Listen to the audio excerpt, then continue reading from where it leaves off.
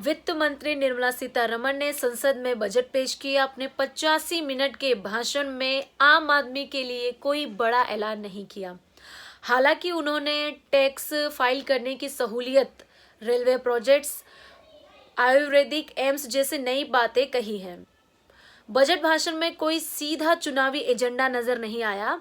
उन्होंने भले लोकसभा में तमिलनाडु की प्रसिद्ध साड़ी, कांजीवरम की साड़ी पहना जरूर, लेकिन इसी साल होने वाले पश्चिम बंगाल चुनाव, तमिलनाडु, केरला, असम, पुडुचेरी चुनाव पर सीधा असर डालने वाली घोषणा उन्होंने अपने बजट में नहीं की है।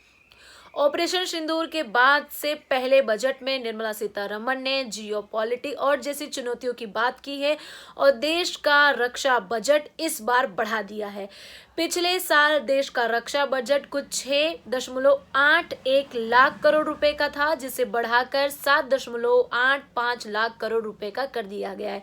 यानी कि कुल मिलाकर डिफेंस का बजट 15.2% तक बढ़ा है। डिफेंस बजट की अगर बात करें तो इसकी खास बात यह है कि हथियारों की खरीदी और आधुनिकीकरण में पिछले साल 1.80 लाख करोड़ रुपए खर्च हुए थे। इसके मुकाबले इस साल 2.19 लाख करोड़ रुपए खर्च किए जाएंगे और यह पूंजीगत यानी कैपिटल एक्सपेंडिचर पर सीधा 22% की बढ़ोतरी है।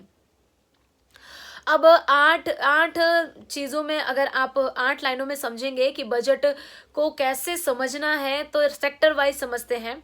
पहला सेक्टर है इनकम टैक्स। स्लैब में कोई बदलाव नहीं है। रिटर्न फाइलिंग के लिए 3 महीना एक्सटेंड कर दिया गया है। स्वास्थ्य में अगर समझें तो कैंसर की दवाओं में कस्टम ड्यूटी हटाई गई है। इलाज सस्ता होगा। कैंसर के इलाज में इस्तेमाल होने वाली 17 दवाइयां जो बेसिक कस्टम ड्यूटी हटा दी गई है, जिस पर पहले 5% कस्टम ड्यूटी लगाई जाती थी। और जैसे कि और जो दवाइयां हैं जैसे कि हीमोफीलिया है, सिकल सेल की है, मस्कुलर डिस्ट्रोफी जैसे 7 दुर्लभ बीमारियां जो होती हैं उनकी दवाइयां ड्यूटी फ्री कर दी गई है। रक्षा बजट के बारे में मैंने बताया कि 15% बढ़ा दिया है और फोर्सेस को आधुनिकीकरण पर 22% से ज्यादा खर्च होगा। फोर्सेस को आधुनिकीकरण करना। डिफेंस बजट में अगर देखा जाए तो विमान और एयर इंजन डेवलपमेंट के लिए 64,000 करोड़ रुपए खर्च किए जाएंगे। नौसेना के बेड़े के लिए 25,000 करोड़ रुपए खर्च किए जाएंगे।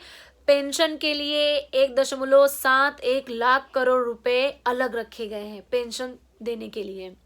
चौथी सबसे बड़ी बात है आयुर्वेद, यानी भारत को ग्लोबल बायोफार्मा मैन्युफैक्चरिंग हब बनाने की तैयारी की जा रही है। 3 आयुर्वेदिक एम्स बनाने का ऐलान बजट में किया गया है। दवाइयों की टेस्टिंग होगी, नेशनल लैब बनाए जाएंगे। भारत को ग्लोबल लेवल का बायो फार्मा प्रोडक्ट उत्पादन का हब बनाया जाएगा। अगले 5 साल में 1 lakh specialist health care professionals तैयार किए जाएंगे। उन्हीं के लिए 10,000 करोड़ रुपए की निवेश की बात की गई है। 5वां है गर्ल्स एजुकेशन के लिए करीब 800 जिले में गर्ल्स हॉस्टल, हर जिले में एक हॉस्टल होगा। 6ठा है महिलाओं के लिए एक बड़ी चीज बताई गई है कि लखपति दीदी मॉडल पर रोजगार और आयात बढ़ाने की स्कीम दी गई है। जैसे लखपति दीदी के तर्ज पर महिलाएं स्वयं सहायता समूह की उद्यमी महिलाओं को सी मार्ट बनाए जाएंगे, श्री मार्ट, ठीक है। इस दुकानों में महिलाओं को स्वयं सहायता समूह के समुदाय ही चलाएंगे या महिलाओं द्वारा बनाए गए खाद्य पदार्थ, हैंडलूम्स, क्लोथ्स बेच सकेंगे। स्थानीय समुदाय को सीधा स्थानिक उत्पादन होगा और सीधा हुआ बाजार पाएंगे। इसमें कोई बिचौलिया नहीं रहेगा और बिचौलिए की भूमिका बहुत कम रहेगी। महिलाओं को अपना कारोबार चलाने का अपना मालिकाना हक मिलेगा।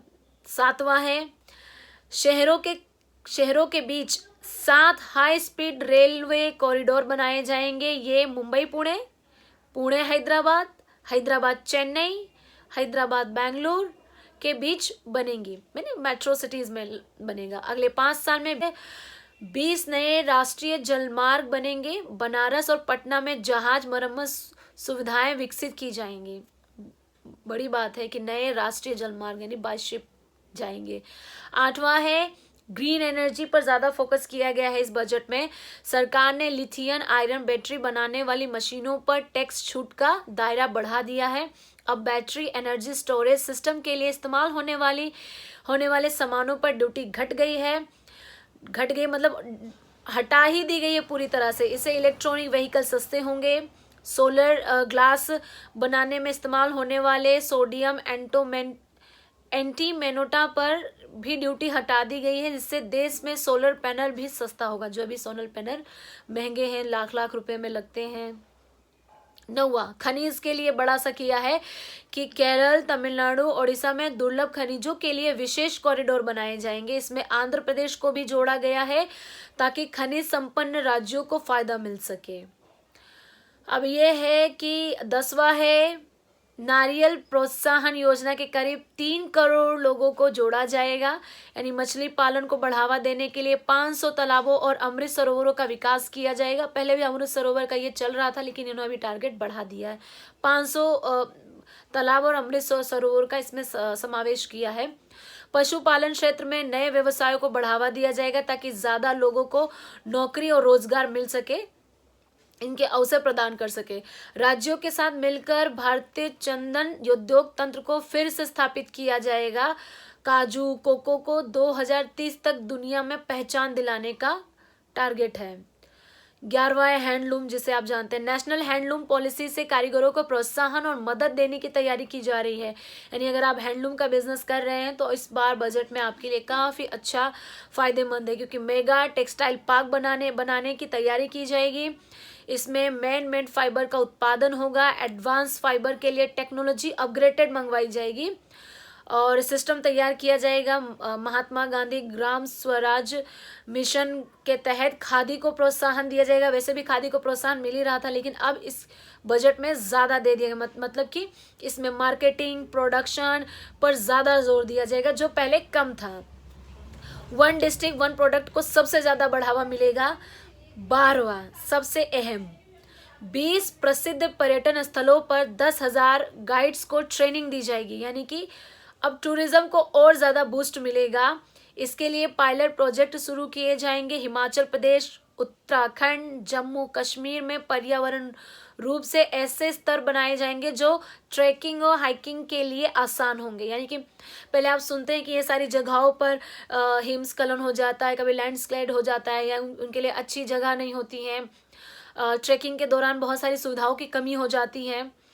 तो अब इस पर ध्यान दिया गया है। इस तरह का बजट हमारा है।